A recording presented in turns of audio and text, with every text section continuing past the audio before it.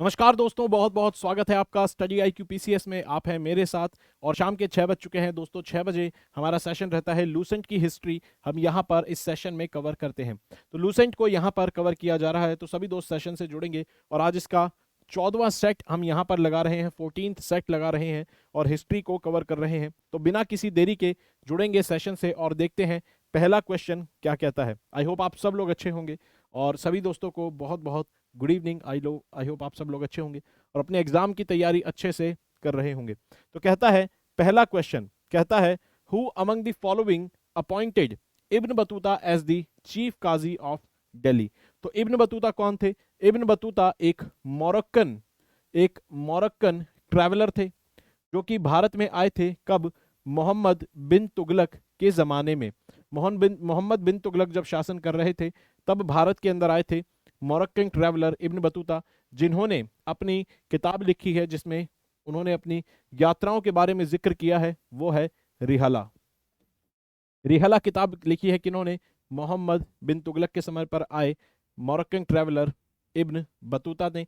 और इनको मोहम्मद बिन तुगलक ने 8 साल तक इंडिया में काजी के रूप में भी अपॉइंट किया था। काजी मतलब जज के रूप में अपॉइंट किया था। ठीक है, तो मोहम्मद बिन तुगलक के समय पर आए थे कौन?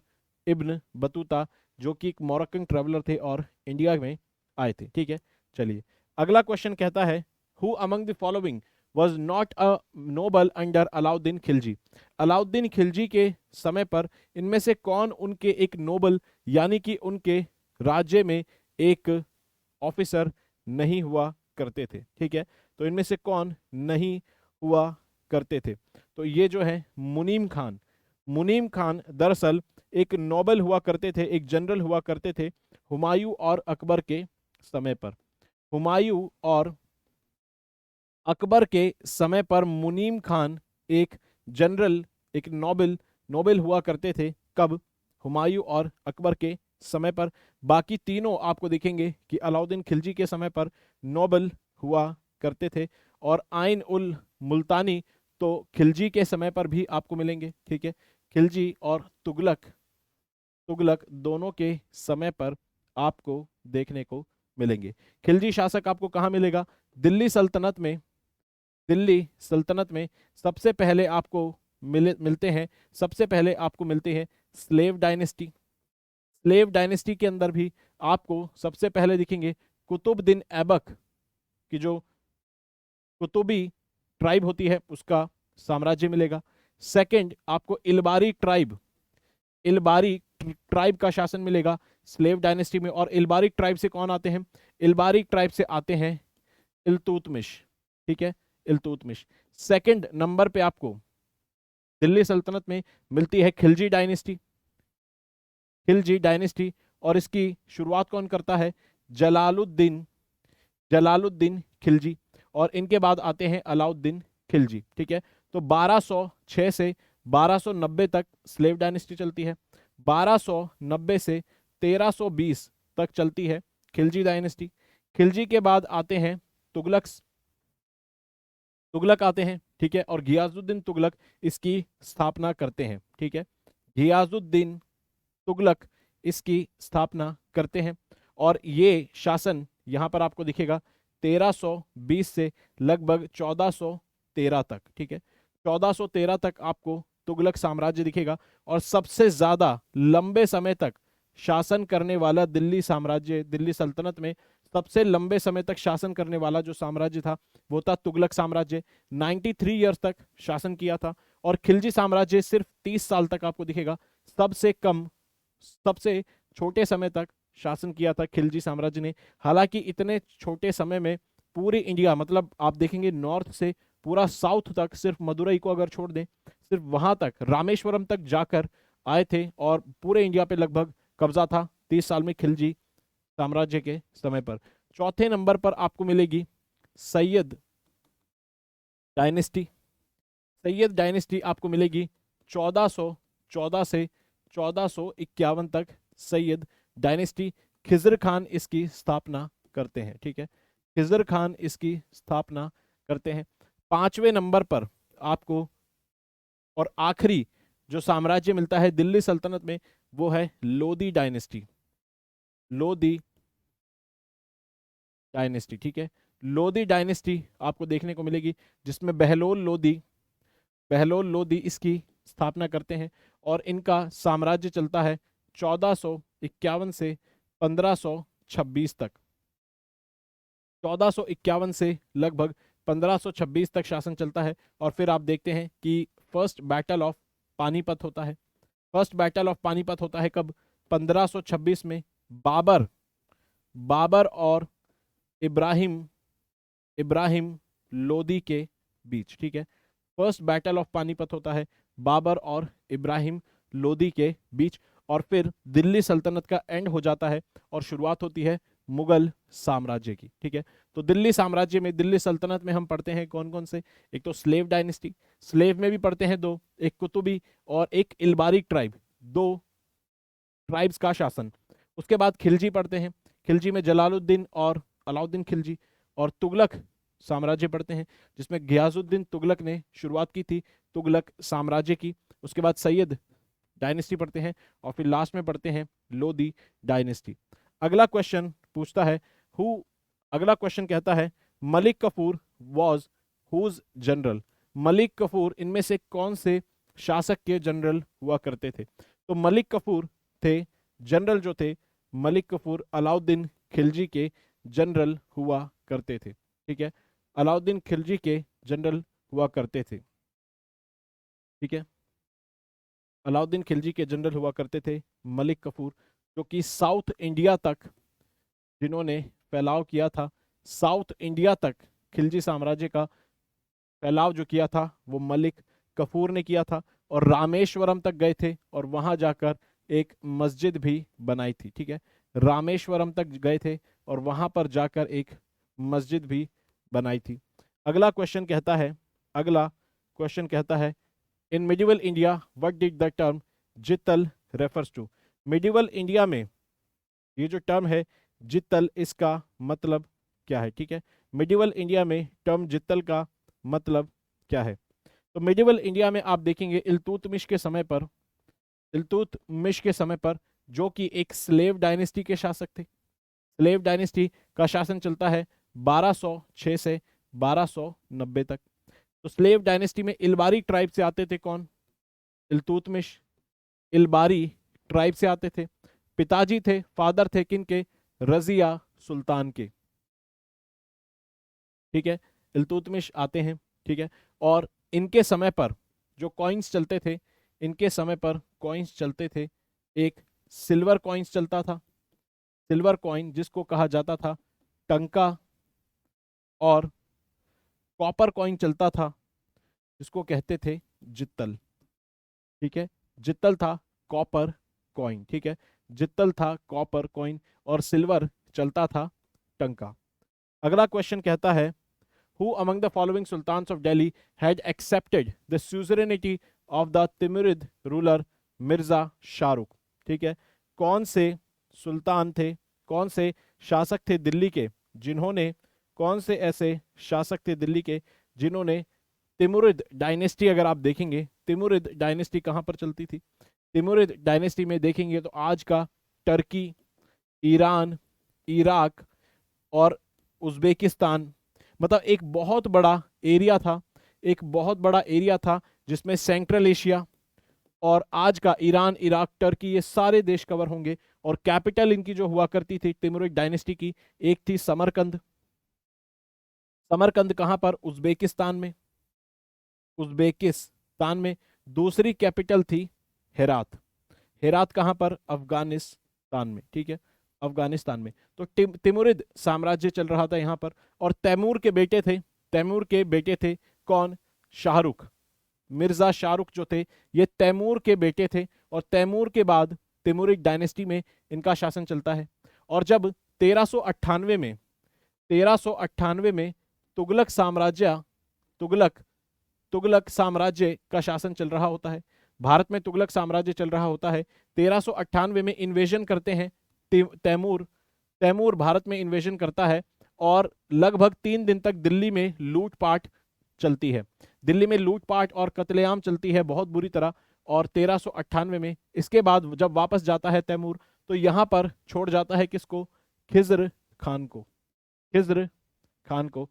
और खिज्र खान यहाँ पर फिर फैलाव करता है, एक्सपेंशन करता है, और खिज्र खान स्थापना करता है सैयद डायनेस्टी की, सैयद डायनेस्टी की।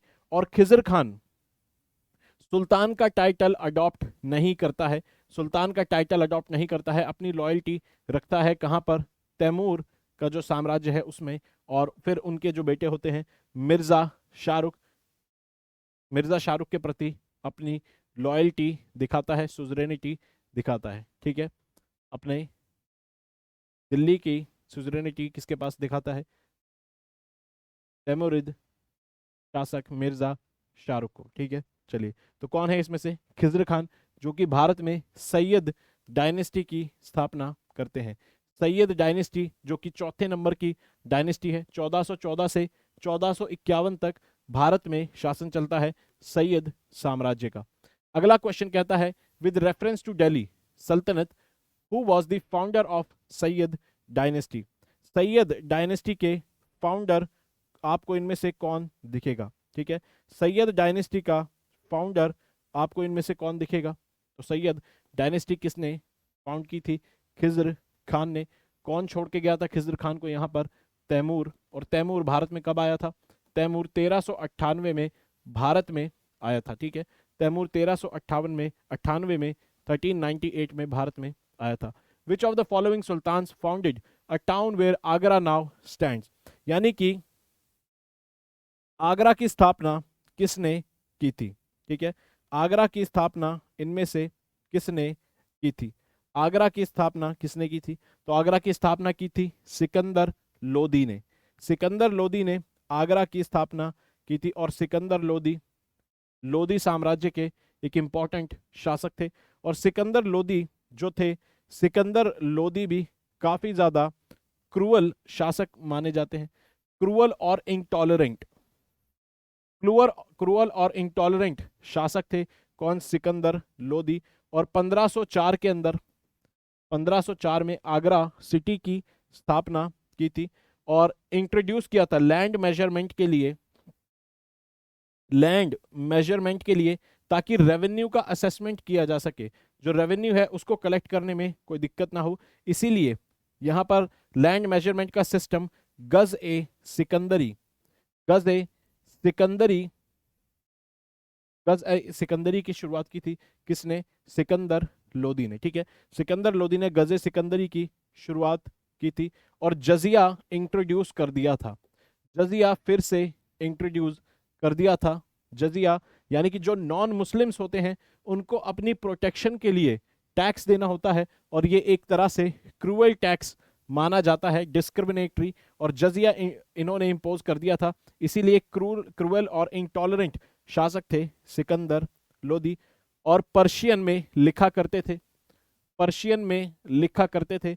और इनका पेन नेम, पर्शियन में जब ये लिखा करते थे तो अपना नाम उसमें लिखा करते थे गुल रखी, गुल रखी। यानी कि गुल रखी के नाम से और किसको जाना जाता है, तो गुल रखी के नाम से जाना जाता है किसको, सिकंदर लोदी को। सिकंदर लोदी को गुल रखी के नाम से जाना जाता है, ठीक है। सिकंदर लोदी को गुल रखी के नाम से जाना जाता है। और लोदी साम्राज्य के फाउंडर कौन थे, बहलोल, बहलोल लोदी। बहलोल लोदी जो थे ये लोदी साम्राज्य के फाउंडर थे। और पांचवी डायनेस्टी है। इससे पहले आपको दिखेगी, इससे पहले आपको सैयद डायनेस्टी दिखेगी चौथे नंबर पे, ठीक है। चलिए, तो यहां पर अगला क्वेश्चन कहता है, which one of the following sultans of Delhi introduced measures for improving the quality of fruits. Fruits की क्वालिटी इंप्रूव करने के लिए कौन से शासक ने यहाँ पर मेजर्स यानी कि कदम उठाए थे, ठीक है। कौन से शासक ने फ्रूट्स की क्वालिटी इंप्रूव करने के लिए कदम उठाए थे, तो फिरोज शाह तुगलक। फिरोज शाह तुगलक एक शासक हैं, कौन से, तुगलक डायनेस्टी के। और ये भी एक इंटॉलरेंट शासक माने जाते हैं, ठीक है। इंटॉलरेंट शासक माने जाते हैं, क्यों, क्योंकि ये एक अकेले ऐसे शासक हैं जिनको नोबल्स, यानी कि जो नोबल्स थे उस समय, उन्होंने चुना था, ठीक है। यानी कि इनको चुनने वाले जो थे नोबल्स थे, तो इनकी जो पॉलिसीज होती थी वो नोबल्स को खुश करने वाली इनकी पॉलिसीज होती थी। इसलिए उलेमाउस का उलेमा और शरीयत के हिसाब से चला करते थे, और इन्होंने भी जजिया लगाया था, ठीक है। इन्होंने भी जजिया इंट्रोड्यूस किया था, ठीक है। जजिया इन्होंने भी लगाया था। और आपको देखने को मिलेगा कि इक्तादारी सिस्टम को भी हेरिडिटरी कर दिया था। इक्तादारी सिस्टम को भी हेरिडिटरी कर दिया था। इक्तादारी सिस्टम शुरुआत किसने की थी? इल्तुतमिश ने। इल्तुतमिश ने इक्तादारी सिस्टम की शुरुआत की थी। इक्तादारी का मतलब यह होता था कि किसी को अगर आपको सैलरी देनी है तो सैलरी के बदले में आप उनको एक लैंड, एक जमीन दे देंगे जहां से वो रेवेन्यू कलेक्ट कर सकें, और कुछ रेवेन्यू स्टेट को भेजें और कुछ अपने पास रखें। यह होता है इक्तादारी सिस्टम। लेकिन वो जो जमीन जिसको दी जाएगी, जिसको जमीन दी जाएगी रेवेन्यू कलेक्ट करने के लिए, वो हेरिडिटरी नहीं होता था, वो ट्रांसफर एक के बाद हो सकता था। लेकिन फिरोज शाह तुगलक ने इक्तादारी सिस्टम को क्या बना दिया? फिरोज शाह तुगलक ने इक्तादारी सिस्टम को हेरिडिटरी बना दिया था, ठीक है। और इन्होंने पहली बार इरिगेशन टैक्स लागू किया था। इरिगेशन टैक्स लागू किया था, जिसको क्या कहते थे? जिसको कहते थे शर्ब। तो शर्ब नाम का इरिगेशन टैक्स आपको देखने को मिलेगा। फिरोज शाह तुगलक ने कैनाल्स बनाई थी, कैनाल्स यानी कि नहरें बनाई थी, जिसके अंदर सबसे लंबी आपको जो कैनाल दिखेगी वो आपको देखने को मिलेगी सिरसा से हांसी तक, ठीक है। सिरसा से हांसी तक आपको सबसे लंबी कैनाल यानी कि नहर देखने को मिलेगी। लगभग 200 किलोमीटर ये लंबी नहर हुआ करती थी। उसके अलावा दीवान ए खैरात बनाया था। दीवान ए खैरात बनाया था। दीवान ए खैरात मतलब चैरिटी करने का वाला डिपार्टमेंट। उसके अलावा इन्होंने जो बनाया था वो था दारुल शफा। दारुल शफा यानी कि हॉस्पिटल। दारुल शफा यानी कि हॉस्पिटल भी इन्होंने बनाए थे। और खुद ने लिखा था फुतूहत फिरोज शाही। फुतूहत ए फिरोज शाही, ये खुद ने इन्होंने लिखा था। फुतूहत ए फिरोज शाही इन्होंने खुद लिखा था। और इनके जो स्कॉलर थे वो थे बरानी। बरानी इनके स्कॉलर थे। बरानी इनके स्कॉलर हुआ करते थे, जिन्होंने लिखी थी तारीख ए फिरोज शाही। तारीख ए फिरोज शाही। तारीख ए फिरोज शाही किसने लिखी थी? तारीख ए फिरोज शाही बरानी ने लिखी थी, ठीक है। और फुतूहत ए फिरोज शाही किसने लिखी थी? फुतूहत ए फिरोज शाही लिखी थी खुद फिरोज शाह तुगलक ने। और फिरोज शाह तुगलक ने कुछ इंपॉर्टेंट सिटीज बनाई थी, जैसे कि फिरोजाबाद। फिरोजाबाद दिल्ली में आज जहां पर फिरोज शाह कोटला है, जो फिरोज शाह कोटला है, ये एक सिटी हुआ करती थी जो कि फिरोज शाह तुगलक ने बनाई थी। और यहाँ पर इन्होंने, आप जाएंगे तो एक पिलर आपको दिखेगा, आपको अशोका के जो पिलर थे मेरठ और तोपारा के, उसको उखाड़कर ये दिल्ली ले आए थे, ठीक है। दिल्ली में फिरोज शाह तुगलक लेकर आए थे अशोकन पिलर मेरठ और तोपारा से। अशोकन पिलर उखाड़कर कहाँ? दिल्ली में ले आए थे। साथ ही में आपको देखने को मिलेगा जौनपुर और हिसार। लगभग 300 से ज्यादा सिटी बनाई थी, जिसके अंदर जौनपुर, जो कि शर्की डायनेस्टी आपको जहां पर देखने को मिलेगी बाद में। शर्की डायनेस्टी जौनपुर में चलती थी, ठीक है। शर्की डायनेस्टी, जौनपुर को सिराज ए शर्क कहा जाता था, यानी कि ईस्टर्न इंडिया का एक ज्यूवल कहा जाता था, एक डायमंड कहा जाता था जौनपुर को। तो जौनपुर की स्थापना किसने की थी? फिरोज शाह तुगलक ने। हिसार सिटी की स्थापना किसने की थी? फिरोज शाह तुगलक ने। फिरोज शाह कोटला भी फिरोज शाह तुगलक ने बनाया था, ठीक है। चलिए अगला क्वेश्चन कहता है, which of the following dynasties ruled over India after the invasion of Timur? Already discuss कर चुके हैं। 1398 में इन्वेड किया था तैमूर ने इंडिया में, और दिल्ली को लूटा, 3 दिन तक कत्लेआम करा, और यहाँ पर छोड़ गया था क्या? खिज्र खान को। और खिज्र खान ने फिर यहाँ पर स्थापना किसकी की? सैयद डायनेस्टी की। खिज्र खान ने स्थापना की किसकी? सैयद डायनेस्टी की, ठीक है। खिज़्र खान ने स्थापना की, ठीक है, सैयद डायनेस्टी की। इन्वेजन ऑफ तैमूर के बाद सैयद डायनेस्टी आपको देखने को मिलती है। अगला क्वेश्चन कहता है which of the following sultans had the greatest number of slaves in his court. इनमें से कौन से ऐसे शासक थे जिनके दरबार में सबसे ज्यादा स्लेव्स थे, जिनके समय पर सबसे ज्यादा स्लेव्स थे? तो वो आपको दिखेंगे फिरोज शाह तुगलक। फिरोज शाह तुगलक के समय पर बहुत सारे स्लेव्स थे, और क्योंकि आपने देखा काफी सारा कंस्ट्रक्शन का भी काम हुआ था, जैसे कैनाल्स बनी थी, सिटीज बनी थी, एक पब्लिक वर्क्स डिपार्टमेंट का पीडब्ल्यूडी डिपार्टमेंट था पूरा, इसकी स्थापना ही कर दी थी।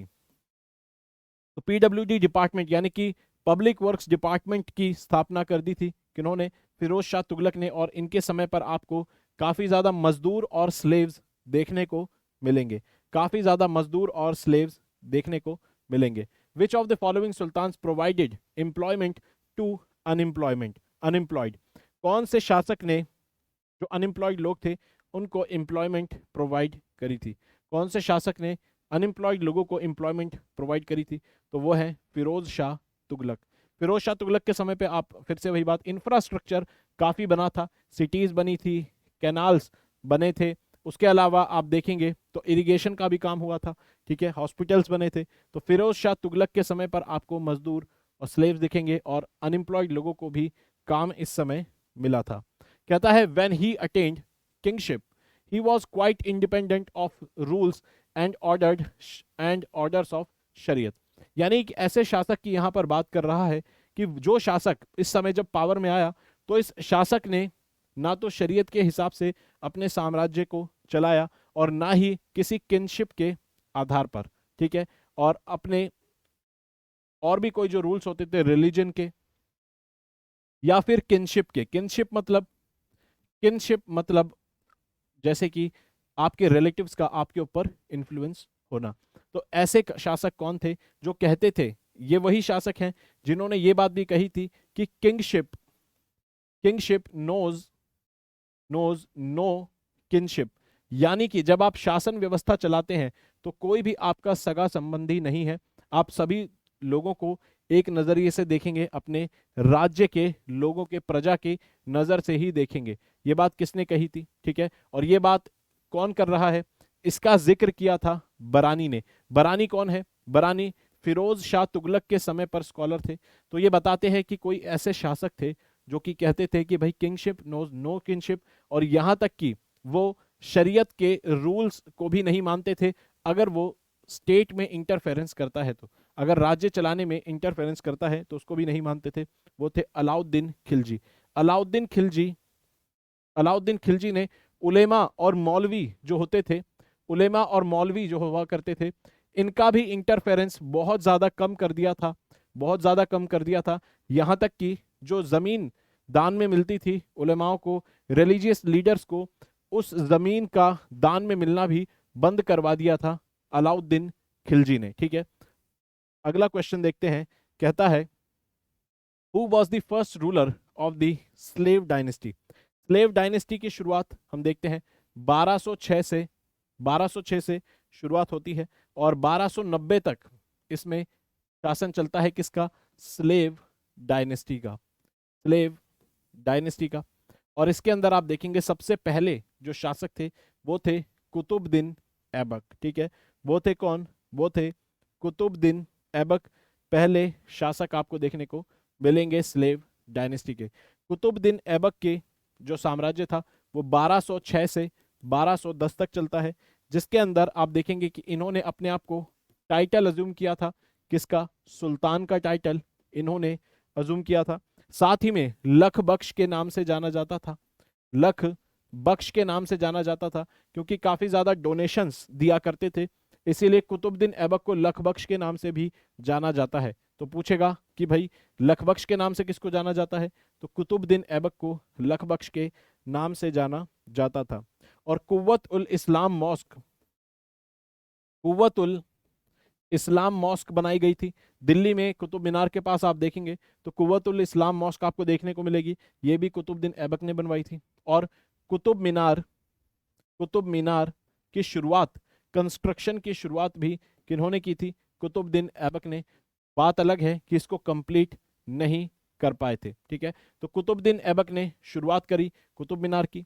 उसके बाद दो जो मंजिल थी, 2 मंजिलें किसने बनाई? इल्तुतमिश ने बनाई।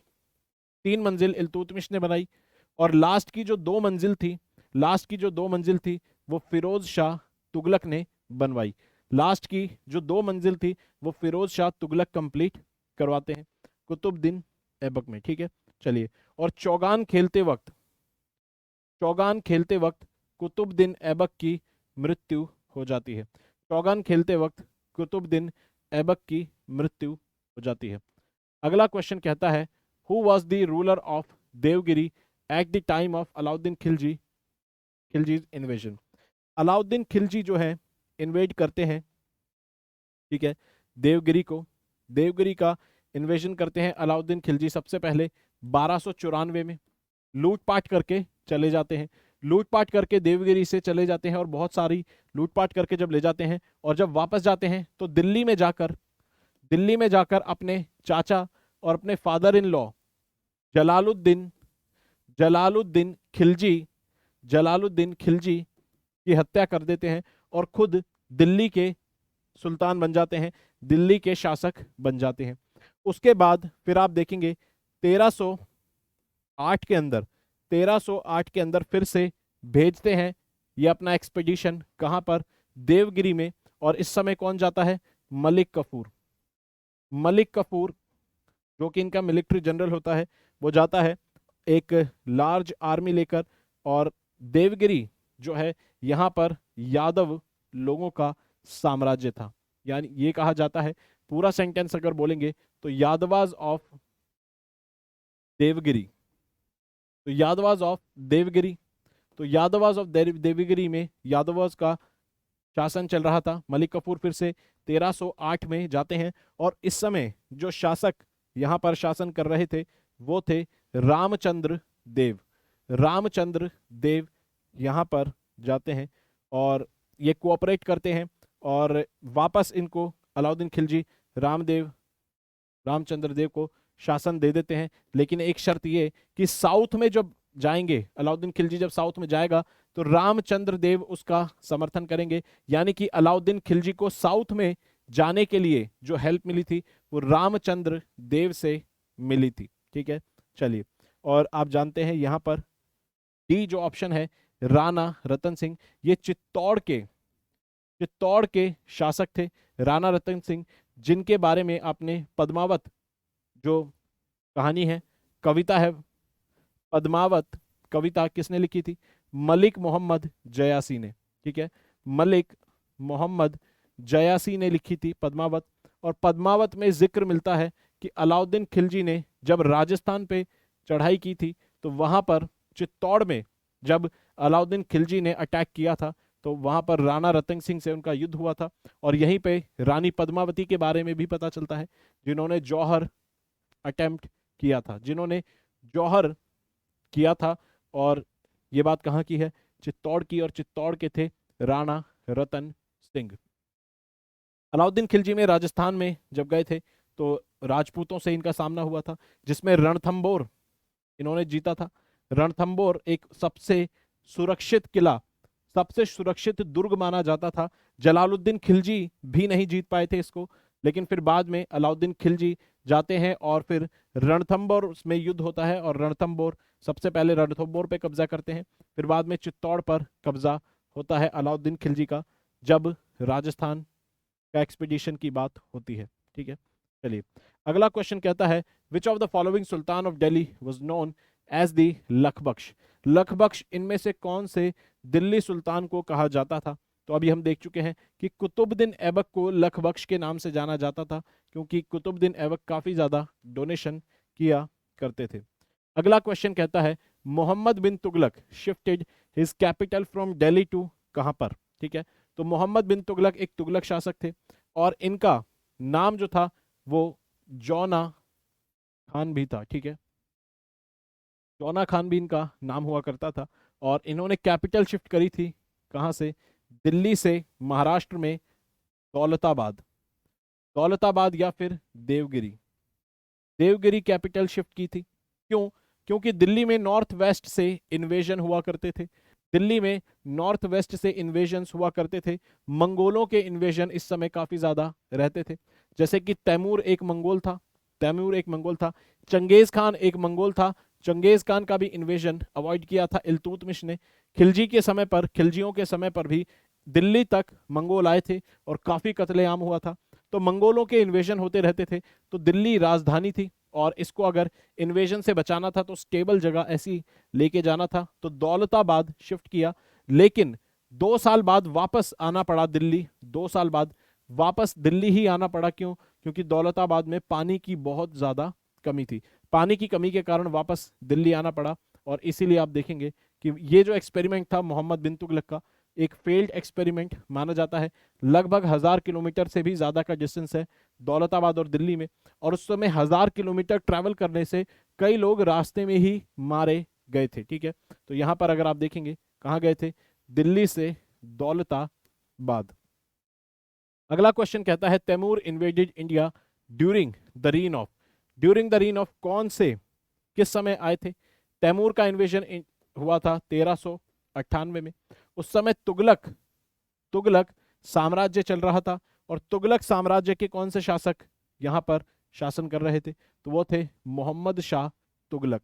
मोहम्मद शाह तुगलक के समय पर, मोहम्मद शाह तुगलक के समय पर तैमूर ने आक्रमण किया था। और मोहम्मद शाह तुगलक जो थे वो आखिरी शासक नहीं थे तुगलक साम्राज्य के। इसके बाद आपको दिखेंगे दौलत खान। दौलत खान जो थे, इन पे अटैक करता है कौन? खिजर खान। खिजर खान अटैक करता है दौलत खान के ऊपर और फिर तुगलक साम्राज्य का अंत हो जाता है। तो मोहम्मद शाह तुगलक के समय पर तैमूर ने इन्वेड किया था इंडिया को। Who was the first Muslim ruler of Delhi? Delhi के पहले मुस्लिम शासक इनमें से कौन थे? ठीक है, दिल्ली के पहले मुस्लिम शासक कौन थे? ठीक है, दिल्ली के पहले मुस्लिम शासक आपको कौन मिलेंगे? अगर आप देखें तो कुतुबुद्दीन ऐबक। शुरुआत करते हैं स्लेव डायनेस्टी की, कुतुब मीनार बनाने की शुरुआत करते हैं। उसके बाद आपको इलबारी ट्राइब से बाद में दिखेंगे इल्तुतमिश।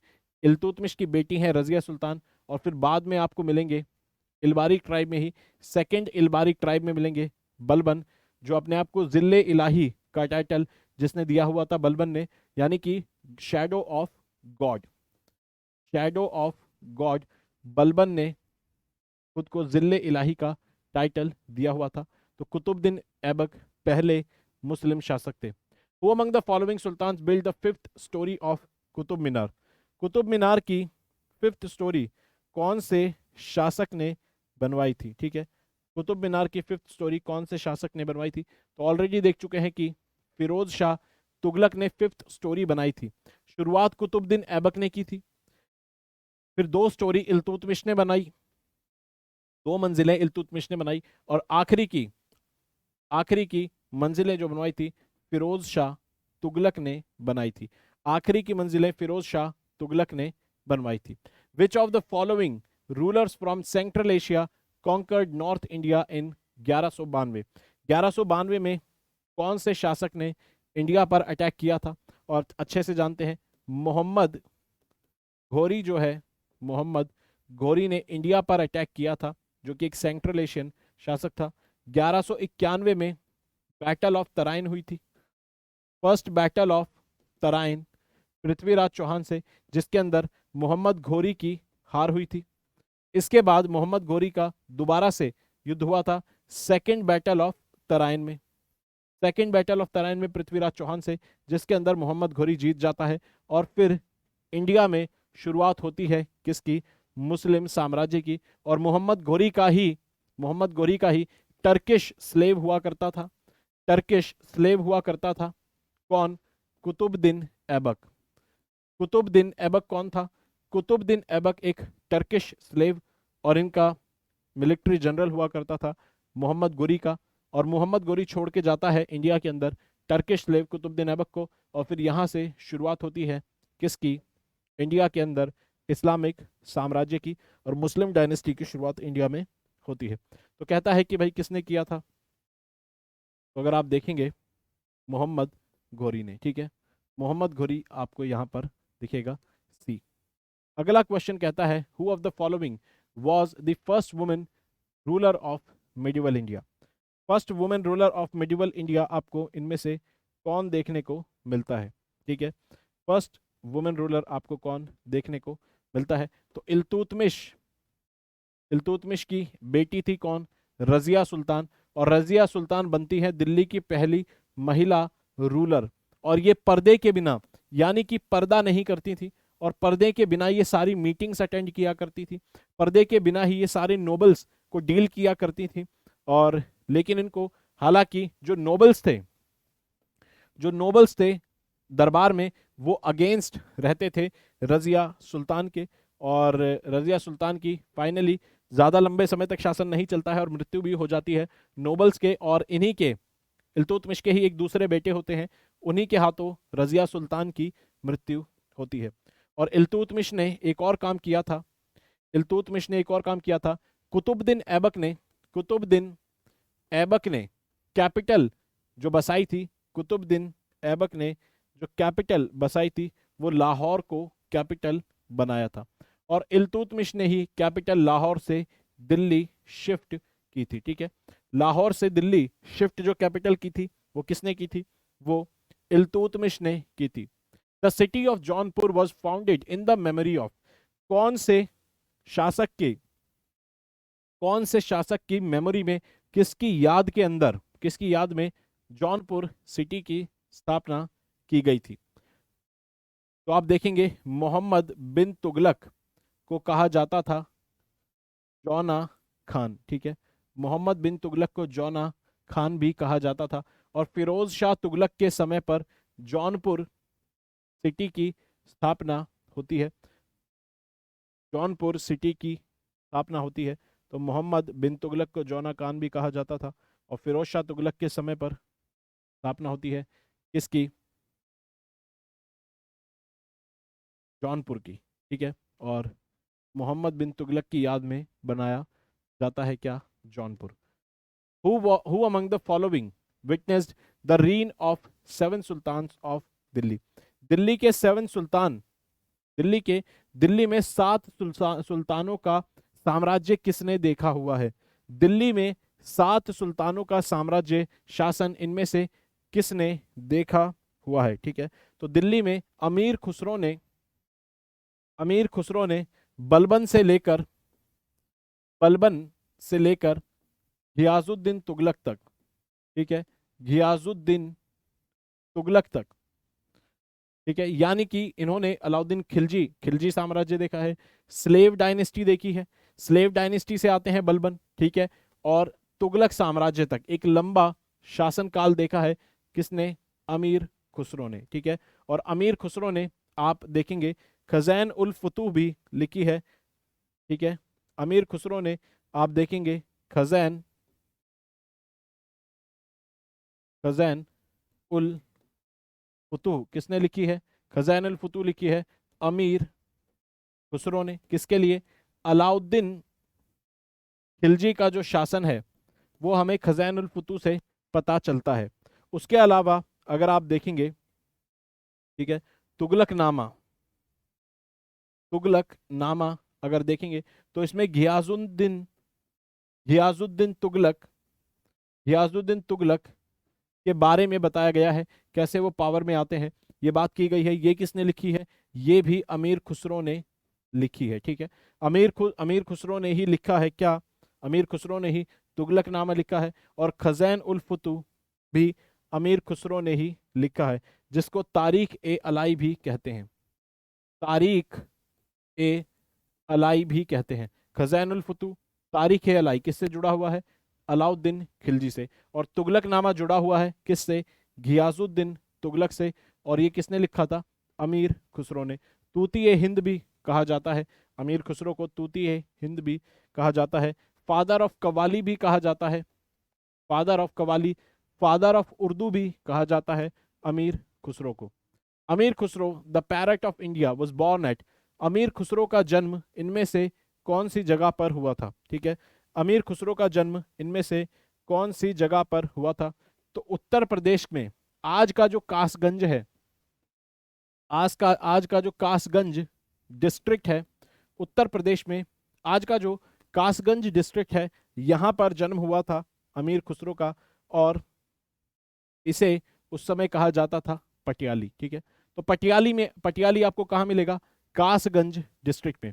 तो पटियाली के अंदर जन्म हुआ था अमीर खुसरो का, और कासगंज में आपको देखने को मिलेगा पटियाली। जगह जो है कासगंज डिस्ट्रिक्ट में है। आज का जो कासगंज डिस्ट्रिक्ट है उसमें आपको पटियाली देखने को मिलेगा। ठीक है, और अलाउद्दीन खिलजी ने इनको तूती ए हिंद भी कहा था, और 7 डायनेस्टीज का शासन अमीर खुसरो ने देखा है। तो दोस्तों ये था पूरा सेशन। आई होप वीडियो अच्छी लगी है। वीडियो अच्छी लगी तो वीडियो को लाइक करेंगे, चैनल को सब्सक्राइब करेंगे। मुझसे डायरेक्टली कनेक्ट करने के लिए इंस्टा पर मुझे फॉलो कर सकते हैं। पीडीएफ के लिए चैनल ज्वाइन करना होगा, और कोई भी डाउट हो तो मेल भी कर सकते हैं। तब तक पढ़ते रहेंगे, अपना ख्याल रखेंगे। धन्यवाद दोस्तों।